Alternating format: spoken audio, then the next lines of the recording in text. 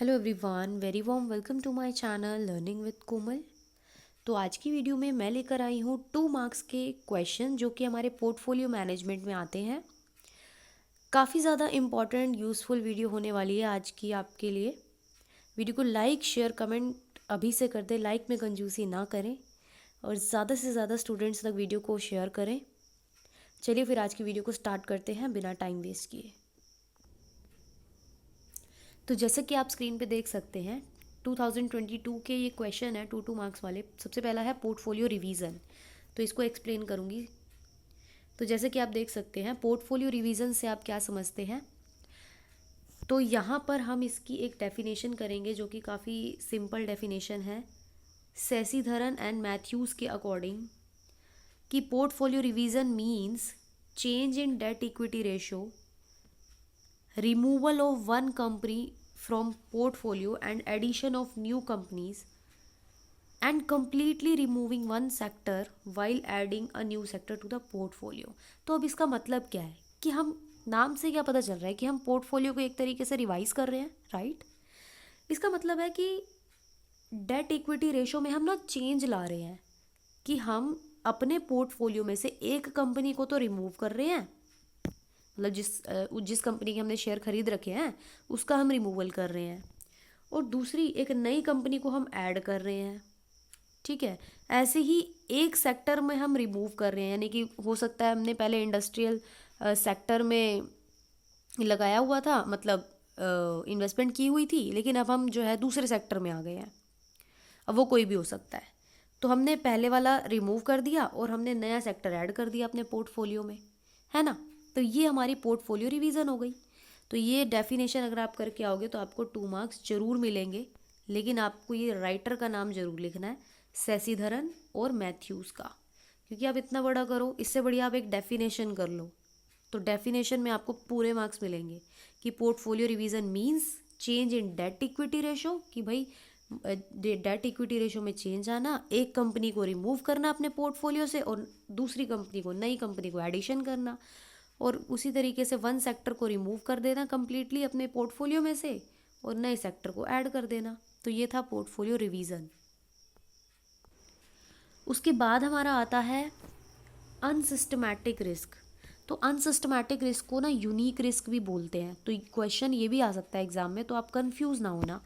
Unsystematic risk पढ़ेंगे तो unsystematic risk क्या होता है, which has a direct relation with the specific industry and firm. कि ये वो वाला रिस्क होता है जिसका रिलेशन सीधा एक एक स्पेसिफिक इंडस्ट्री या एक स्पेसिफिक कंपनी के साथ होता है, नॉट द होल मार्केट। मतलब इसका संबंध पूरे होल मार्केट से नहीं होता। कुल मिला के ना ये वो वाला रिस्क होता है जिसको हम कंट्रोल कर सकते हैं कुछ एक्सटेंट तक, लिमिट तक। बट हमारा जो सिस्टमैटिक रिस्क होता है, यानी कि जिसका इसका जस्ट उल्टा, वो उसका संबंध होल मार्केट से होता है। मान लो क्वेश्चन आ गया सिस्टमैटिक रिस्क पे आपका, तो आप लिख सकते हो ना कि होल मार्केट के साथ उसका रिलेशन होता है। बट अनसिस्टमैटिक रिस्क का रिलेशन जो है वो होल मार्केट के साथ नहीं होता, वो सिर्फ और सिर्फ किसी स्पेसिफिक इंडस्ट्री या फर्म के साथ होता है। और इन्वेस्टर जो है वो can be provided protection against this risk. तो इन्वेस्टर को ना इस रिस्क के अगेंस्ट प्रोटेक्शन मिल सकता है अगर एक इन्वेस्टर जो है सही स्ट्रैटेजी का इस्तेमाल करे, सही मेजर्स अडॉप्ट करे। अगर एक portfolio manager appropriate strategy use करे और अच्छे मेजर्स को अडॉप्ट करे तो अनसिस्टमैटिक रिस्क को आप कंट्रोल कर सकते हो। तो this risk is also termed as controllable risk. इसको हम क्या बोलते हैं, कंट्रोलेबल रिस्क। तो मान लो क्वेश्चन आ गया कंट्रोलेबल रिस्क, तो ध्यान रखना इसको यही बोलते हैं अनसिस्टमैटिक रिस्क। उसके बाद हमारा नेक्स्ट क्वेश्चन आता है, तो हमारा नेक्स्ट क्वेश्चन आता है ऑप्टिमल पोर्टफोलियो। तो ऑप्टिमल पोर्टफोलियो क्या होता है, optimal portfolio was used by Harry मार्कोविट्स in the year 1952। तो ये जो ऑप्टिमल पोर्टफोलियो होता है था, ये हैरी मार्कोविट्स ने यूज़ किया था सबसे पहले 1952 में।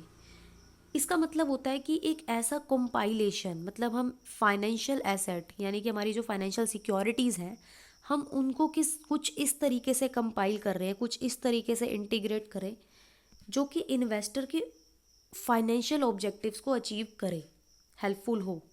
मतलब हम एक अपनी फाइनेंशियल एसेट्स हम जो हम जिनमें इन्वेस्ट कर रहे हैं, हम उनका एक कंपाइलेशन जो एक इन्वेस्टर के फाइनेंशियल ऑब्जेक्टिव को अचीव करने में हेल्पफुल हो, वो होता है ऑप्टिमल पोर्टफोलियो। कुल मिला के हम ये कहना चाह रहे हैं कि जब एक इन्वेस्टर के फाइनेंशियल ऑब्जेक्टिव पूरे हो ना, ऐसा पोर्टफोलियो ऑप्टिमल पोर्टफोलियो कहलाता है।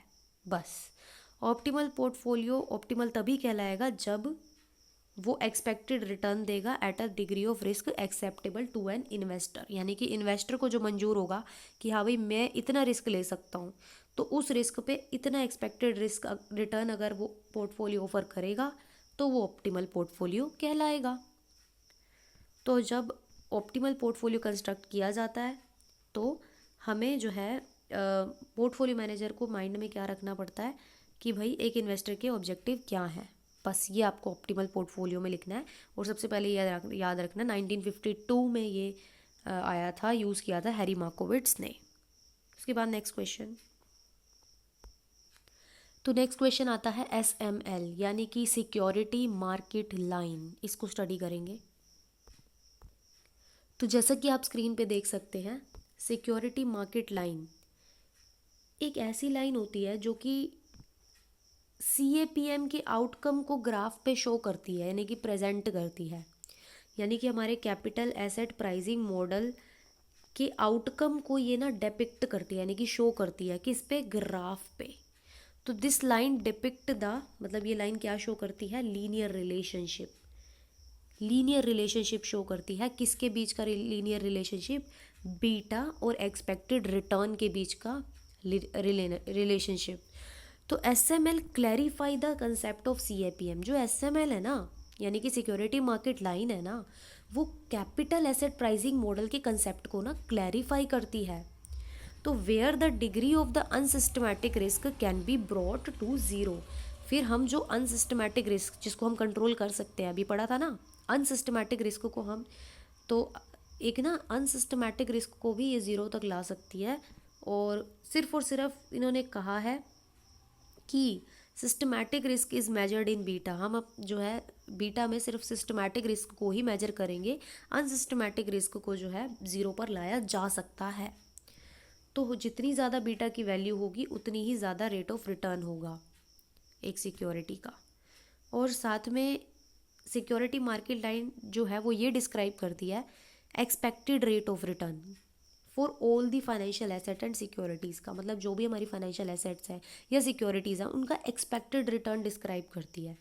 अब ना SML का एक मैथमेटिकल फॉर्मूला है जो आपको याद रखना है, बस थोड़ा सा मतलब इसको अच्छे से याद करना है हमें।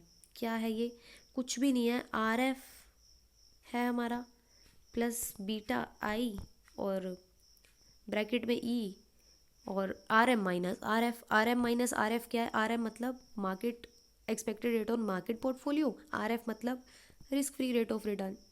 इनको माइनस करना है और बस हमें रिस्क फ्री रेट रिटर्न को और बीटा को जोड़ना है, और इनको माइनस इनको जोड़ना है। बस ये हमारा जो है फॉर्मूला है, ठीक है। उसके बाद नेक्स्ट क्वेश्चन देन आता है हमारा आर्बिट्रेज।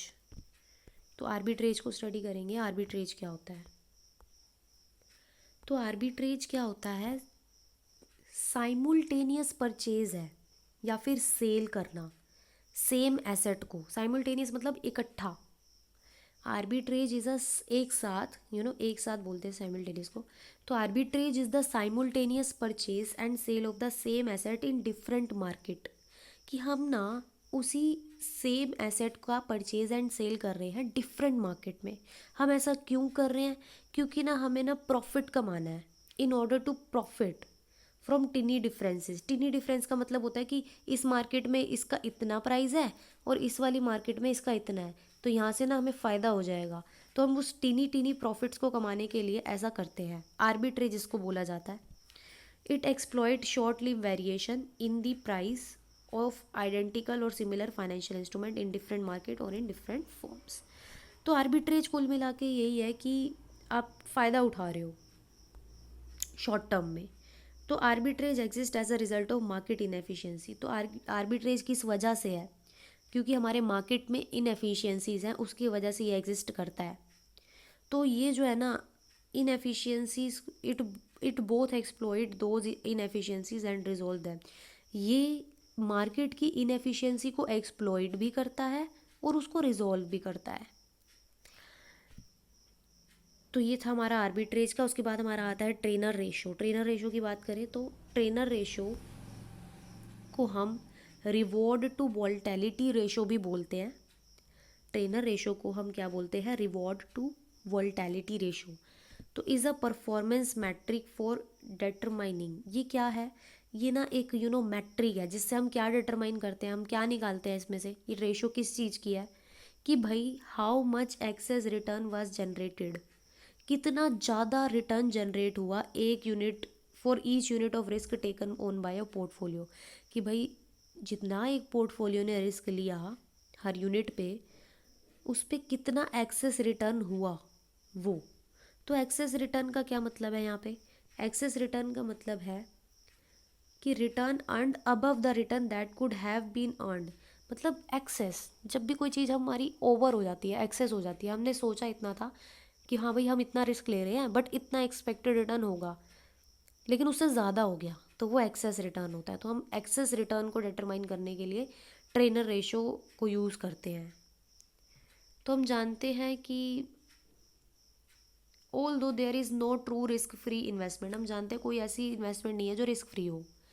ट्रेजरी बिल को हम हमेशा रिस्क फ्री रिटर्न कहते हैं, often used as to represent the risk free return. मतलब ट्रेनर रेशो में हम ट्रेजरी बिल को जरूर लेते हैं क्योंकि वो रिस्क फ्री होते हैं, जनरली शॉर्ट टर्म होते हैं ना, दैट्स वाई। ट्रेनर रेशो का फॉर्मूला आपको याद करना है, देख लीजिए आप। सबसे पहले आरपी लिखा है यानी कि पोर्टफोलियो रिटर्न लिखा है, उसके बाद रिस्क फ्री रेट लिखा है। इन दोनों को आप माइनस कर दोगे, डिवाइड कर दोगे beta of the portfolio. Beta होता है जनरली रिस्क, ठीक है। तो आरपी माइनस आरएफ यानी कि रिटर्न, पोर्टफोलियो रिटर्न और रिस्क फ्री रेट। आरएफ तो आपको पता ही है ना, रिस्क फ्री रेट, ये तो हर में यही है, रिस्क फ्री रेट आरएफ का यही मतलब होता है। और बीटा ऑफ द पोर्टफोलियो, तो ये ट्रेनर रेशियो है। तो ये क्वेश्चन आया हुआ है, ये याद रखना है। अगला क्वेश्चन करते हैं। अगला क्वेश्चन है फ्रेम डिपेंडेंस पे। तो फ्रेम डिपेंडेंस हमारा इम्पॉर्टेंट है। देखिए फ्रेम डिपेंडेंस क्या बोलता है।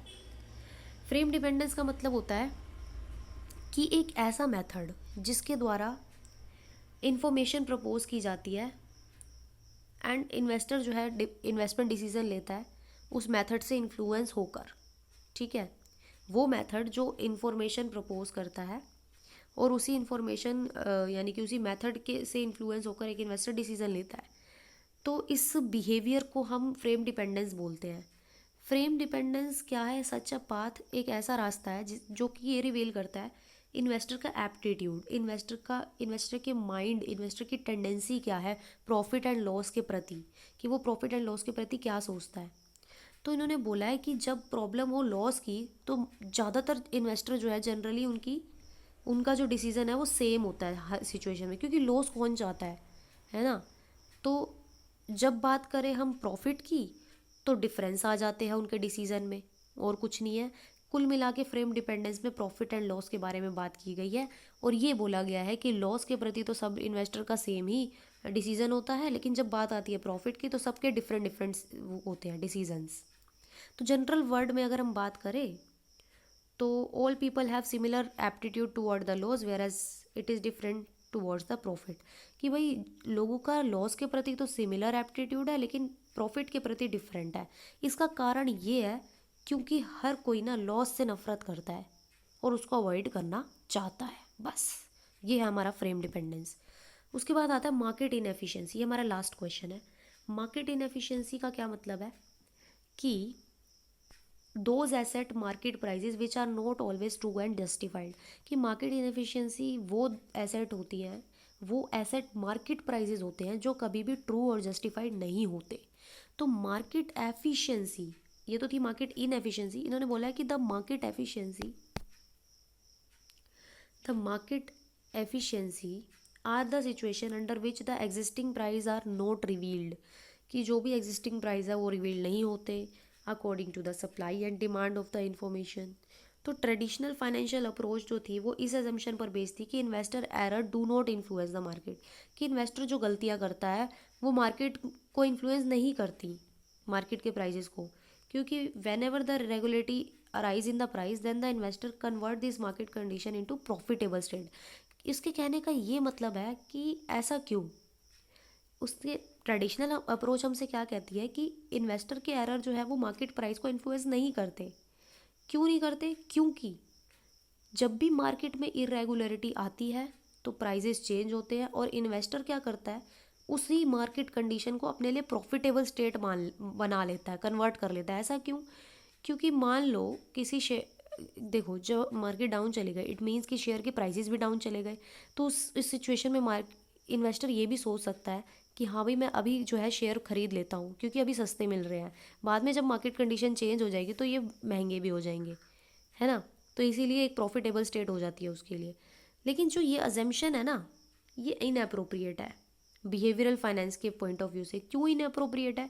क्योंकि यहाँ पे एक इन्वेस्टर को फ़ायदा तो हुआ ही नहीं, है ना। वो तो होल्ड करके रखेगा सिक्योरिटी और वेट करेगा कि हाँ भाई मार्केट कंडीशन चेंज होंगी जब जाके फ़ायदा होगा। तो इसीलिए बिहेवियरल फाइनेंस के अकॉर्डिंग ये अजम्पशन जो है वो गलत है, इनअप्रोप्रिएट है। तो इन्होंने कहा है कि मार्केट में कोई ऐसा एलिमेंट होता ही नहीं है जो एफिशिएंसी प्रोवाइड करे। तो द इंस्टीट्यूशनल इन्वेस्टर ने ऑल्सो रिवील किया है मार्केट इनएफिशिएंसी को। तो इन्होंने कहा है कि cognitive error of a customer जो है वो इन्फ्लुएंस कर सकते हैं मार्केट के प्राइस को और मार्केट में इरेगुलरिटीज़ आ सकती है उनकी वजह से। तो ये था मार्केट इनएफिशिएंसी। वीडियो को लाइक शेयर कमेंट ज़रूर करें। Thank you so much.